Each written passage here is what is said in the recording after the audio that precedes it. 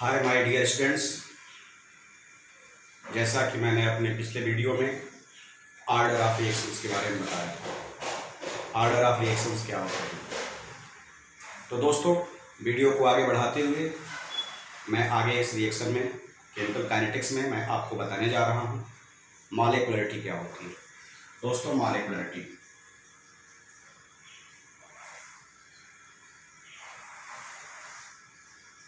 बात करते हैं मॉलिक्युलरिटी की।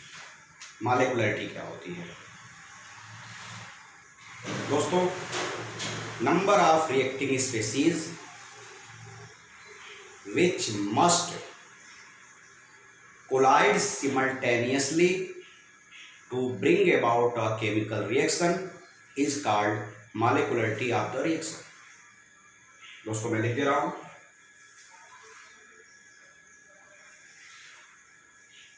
Number of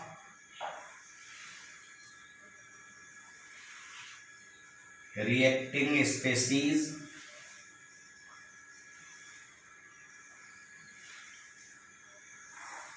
which must collide simultaneously to bring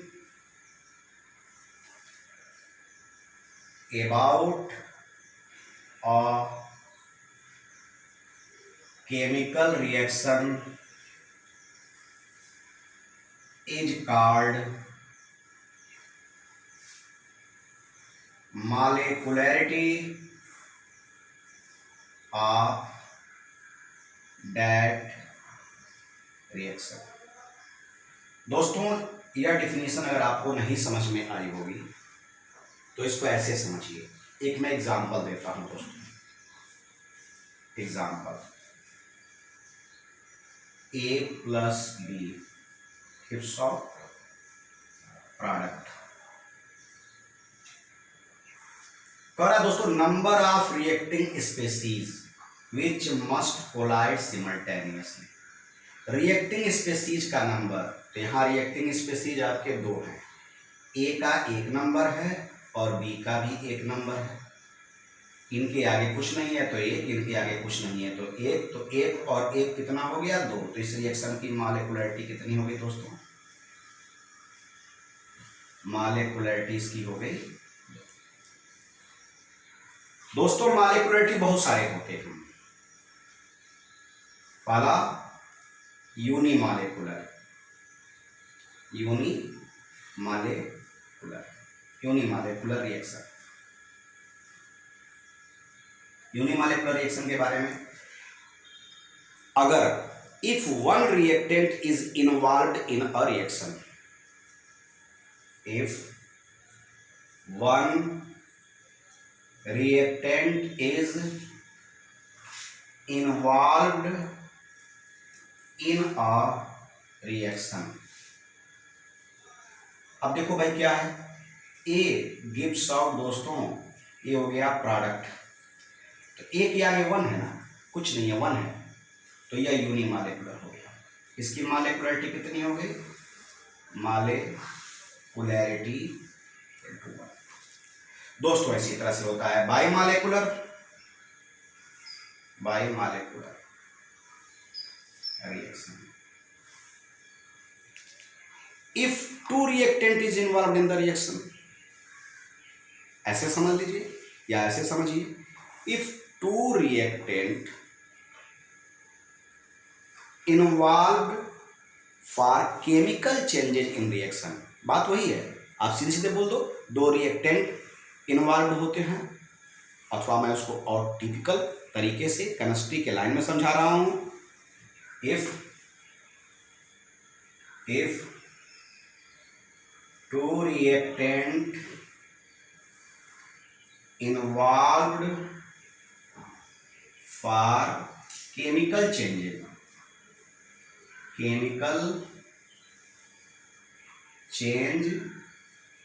in reaction.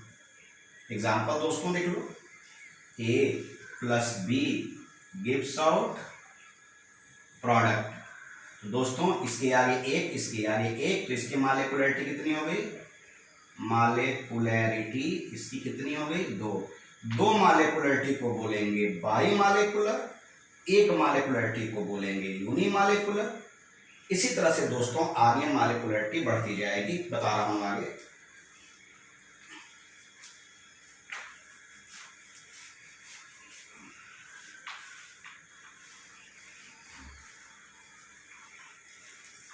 दोस्तों इसी तरह से आपको एक और बता दूं, ट्राई मालिकुलर रिएक्शन। वही बात दोस्तों, मैं डिफिनेशन इसका नहीं लिखूंगा, बस समझाऊंगा। If 3 molecules of reactant involved in a reaction, तो देन ट्राई मालिकुलर। इसको ऐसे समझ लो, if 3 molecules of reactant bring about a chemical changes in chemical reaction, थोड़ा केमिस्ट्री की लाइन में, इसको ट्राई मालिकुलर। एग्जाम्पल समझा दूंगा इसको दोस्तों। 2A + B gives out product. कितने हो गए? इसके आगे 2 और इसके आगे 1। इसकी मालिकुलरिटी बोलिए दोस्तों कितनी होगी? इसकी मालिकुलरिटी हो गई, इसका 2 और इसका 1। इस तरह से इसकी मालिकुलरिटी 3 हो गई। तो दोस्तों क्या मालिकुलरिटी इनके स्टोइचियोमेट्रिक कोफिशिएंट पे डिपेंड करता है? देखिए यह और इनके आगे 1, इनके आगे जो गिनती है 1, यह 1। जो भी रिएक्टेंट के आगे नंबर होता है उस नंबर को आप बोलते हैं स्टोइचियोमेट्रिक कोफिशिएंट। हमेशा याद रखिएगा, रिएक्टेंट के आगे जो नंबर होता है दोस्तों, इसको बोलते हैं स्टोइचियोमेट्रिक कोफिशिएंट।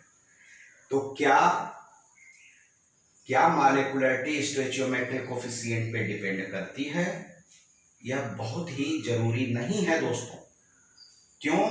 यहां मैं बताने जा रहा हूं नोट। पहला, for elementary reaction molecularity depend on number of stoichiometric coefficient. Elementary reaction के लिए दोस्तों, एलिमेंट्री रिएक्शन के लिए यह केस है। तो दोस्तों यहीं लिख दूं, एलिमेंट्री रिएक्शन क्या है? एलिमेंट्री रिएक्शन दोस्तों क्या है? ऐसा रिएक्शन जो एक स्टेप में हो। The reaction which is taken in one step, इसको आप बोलेंगे दोस्तों एलिमेंट्री रिएक्शन। एक एग्जांपल इसका दे देता हूं मैं यहां पे आपको। दोस्तों H2O2 gives out H2O + ½ O2। इसके आगे दोस्तों गिनती 1 है, हम लिखते नहीं है बट लिख दे रहे हैं आपको समझाएं। इस 1 को ही आप क्या बोलेंगे?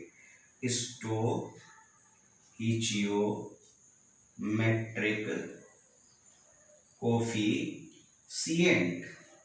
और यही इसकी मालिकुलरिटी होगी, क्योंकि रिएक्टेंट के आगे जो गिनती होगी वही मालिकुलरिटी होगी एलिमेंट्री रिएक्शन के केस में। एलिमेंट्री रिएक्शन कौन सा रिएक्शन है? जो एक स्टेप में होता है, जो एक ही लाइन में होता है, एक ही स्टेप में होता है।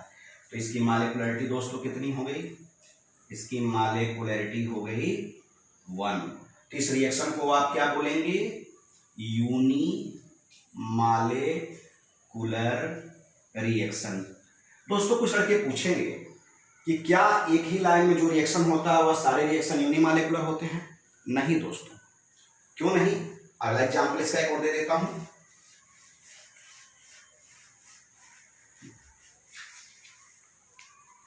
एक और एग्जाम्पल फर्स्ट था दोस्तों, एग्जाम्पल सेकंड ले लीजिए। 2NO2 gives out 2NO + plus O2। दोस्तों इसका कितना कोफिशिएंट हुआ, स्टोइचियोमेट्रिक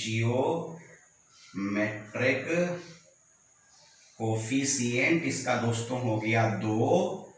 जो इसके आगे गिनती होगी वही इसकी मॉलिक्यूलरिटी को रिप्रेजेंट करेगा, क्योंकि यह एलिमेंट्री रिएक्शन है, एक ही लाइन में हो रहा है। तो इसकी मॉलिक्यूलरिटी कितनी हो गई दोस्तों, 2। अब 2 मॉलिक्यूलरिटी हो गई तो इसको बाई मॉलिक्यूलर कहेंगे, बाई मॉलिक्यूलर रिएक्शंस।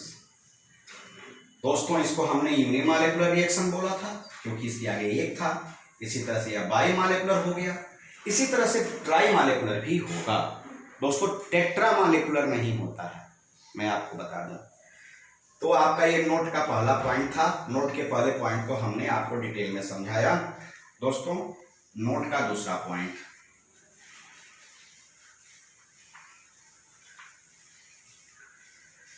नोट का दूसरा point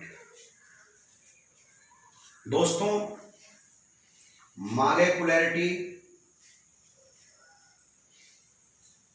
depend on collision, simultaneous collision,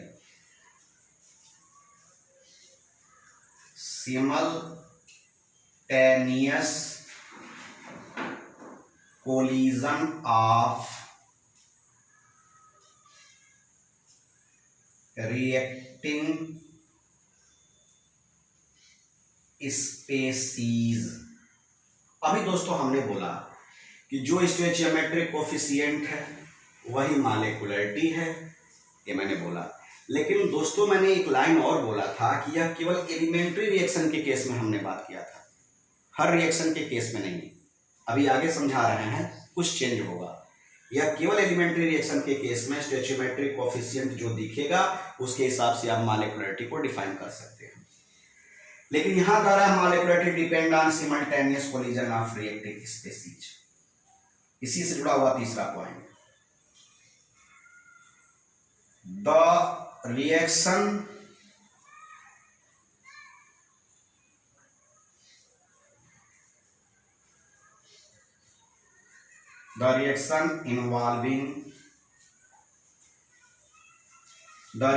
which have more than three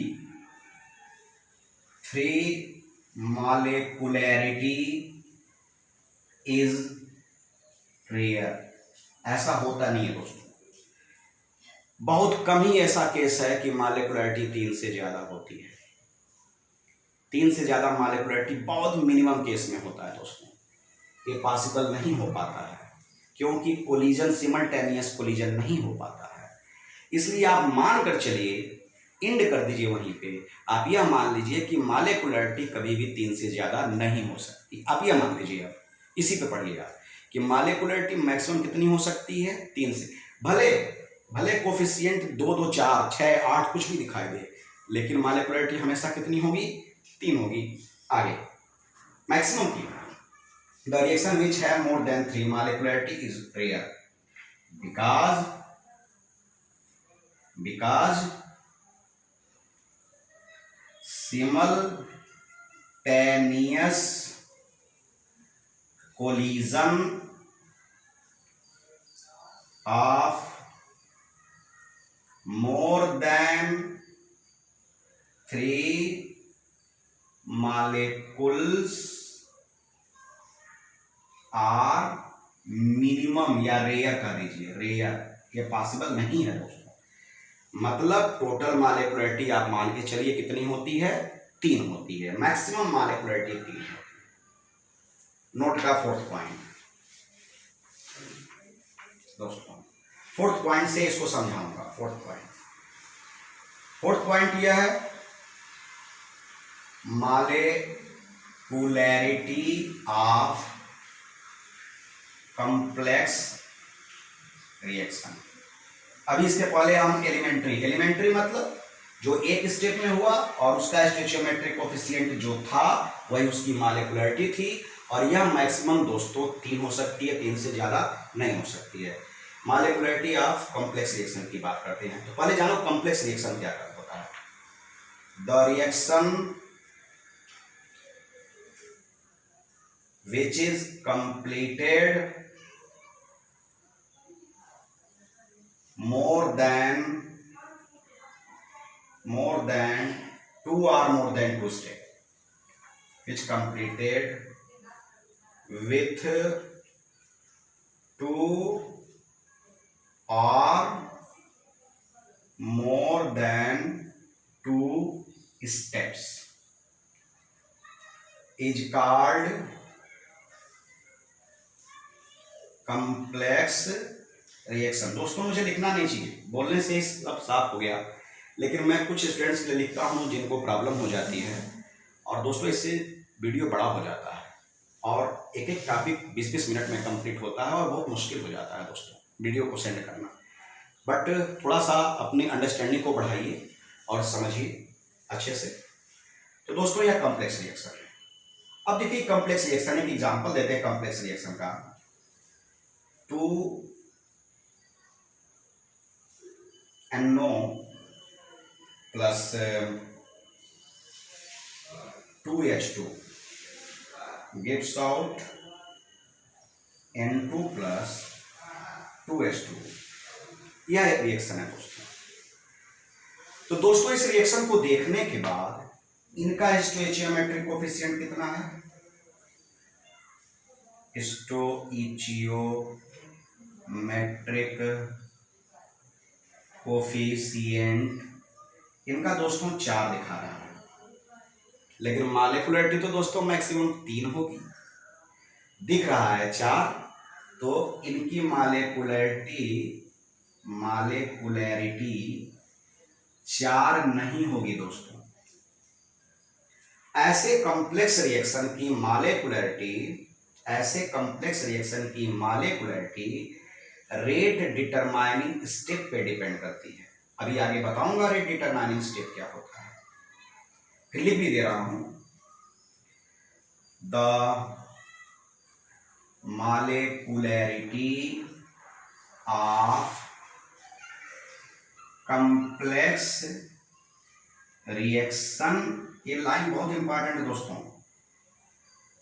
depend on rate determining step. और जो दोस्तों रेट डिटरमाइनिंग स्टेप होता है वह हमेशा स्लो रिएक्शन को रिप्रेजेंट करता है, स्लो रिएक्शन को रिप्रेजेंट करता है रेट डिटरमाइनिंग स्टेप। इस एग्जाम्पल को यहां मैं आपको समझाने जा रहा हूं दोस्तों। आगे इसको ध्यान से देखिएगा। अब देखिए क्या है दोस्तों, यह है 2NO plus 2H2 gives out N2 plus 2H2O। यह रिएक्शन, यह मदर रिएक्शन है दोस्तों। यह रिएक्शन कैसे बना है तो दोस्तों NO plus H2, 2NO plus H2 दोस्तों, N2 plus H2O2 और H2O2 plus H2 gives out दोस्तों बना है 2H2। यह रिएक्शन दोस्तों स्लो होता है, यह रिएक्शन फास्ट होता है, यह क्वेश्चन में आपके गिवन होगा, यह आपसे मतलब नहीं है दोस्तों, ये आपको दिया जाएगा, आप उसके लिए परेशान मत होइएगा। तो दोस्तों जब इसको आप जोड़ेंगे तो यही रिएक्शन आएगा। देखिए दोस्तों यह इससे यह कैंसिल हो जाएगा और आपका रिएक्शन आ जाएगा 2NO plus 2H2 gives out N2 plus 2H2। दोस्तों रिएक्शन तो आपका यह था, यह रिएक्शन था, एग्जाम्पल तो आपका यह था दोस्तों, यह था, और यह 2 स्टेप में हुआ। यह स्टेप इसका हो गया फर्स्ट और यह हो गया दोस्तों स्टेप सेकेंड। अभी आपने लिखा है molecularity of complex reaction depend on rate determining step, जो कि स्लो रिएक्शन होता है दोस्तों। ये पहला स्टेप यहाँ लिखा हुआ है स्लो है। तो देखिए दोस्तों स्लो स्टेप के रिएक्टेंट की संख्या कितनी है, स्लो स्टेप के दोस्तों रिएक्टेंट की संख्या कितनी है? तो इसमें रिएक्टेंट है 2 और यहां है 1, टोटल कितना हो गया संख्या? 3। तो दोस्तों स्लो स्टेप में number of reactant in slow step is 3, so molecularity equal to 3। तो दोस्तों इसमें देखिएगा ये लाइन का था, यह एक कॉम्प्लेक्स रिएक्शन था। कॉम्प्लेक्स रिएक्शन, यह रिएक्शन 2 स्टेप में होता है। ऐसा रिएक्शन लिखे हैं यहाँ पे, ऐसा रिएक्शन जो 2 या 2 से अधिक 4 स्टेप में हो सकता है। लेकिन देखिएगा जो उसमें स्लो और फास्ट ऐसे लिखा होगा, जो स्लो रिएक्शन होगा उसमें देखिएगा मॉलिक्यूल्स की संख्या कितनी है? तो उसमें मॉलिक्यूल की संख्या मैक्सिमम दोस्तों 3 होगी। 1 हो सकती है, 2 हो सकती है, 3 होगी। यहाँ पे 2 और 1 3 है, इसलिए इसमें मॉलिक्यूल्स की संख्या 3 है, इसलिए इसकी मॉलिक्युलरिटी 3 है। तो दोस्तों यहाँ देखिए स्टोइचियोमेट्रिक कोफिशिएंट दिख रहा था 4, लेकिन मॉलिक्युलरिटी कोफिशिएंट पे डिपेंड नहीं किया है, डिपेंड किस पे किया है? स्लो रिएक्शन पे। तो दोस्तों केवल एलिमेंट्री रिएक्शन में मॉलिक्युलरिटी स्टोइचियोमेट्रिक कोफिशिएंट को देख करके आप बता देंगे, लेकिन कॉम्प्लेक्स रिएक्शन में आप इसको नहीं बताएंगे। इस तरह से रिएक्शन गिवन होगा तब आप बताएंगे। क्यों ऐसा होता है दोस्तों? क्योंकि जितना ज्यादा आप देखिए यहाँ मॉलिक्यूल्स की संख्या 4, 10, 12, जितना ज्यादा मॉलिक्यूल्स की संख्या बढ़ेगी सिमल्टेनियस कोलिजन उतना ही कम होगा। नंबर ऑफ मॉलिक्यूल्स जितना बढ़ेगा सिमल्टेनियस कोलिजन उतना ही कम होगा। नोट के अगले पॉइंट में मैं आपको समझा दे रहा हूं दोस्तों।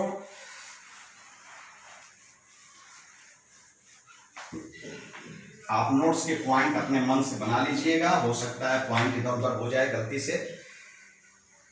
नोट का जो भी अगला पॉइंट है आप बना लीजिएगा दोस्तों। Max simultaneous collision of molecules decreases with number of reactant molecules increases। जितना ज्यादा रिएक्टेंट मॉलिक्यूल बढ़ेगा सिमल्टेनियस कोलिजन उतना ही कम होगा। ओवरऑल मॉलिक्युलरिटी मैक्सिमम कितनी होगी? बोलो। Overall molecularity must be taken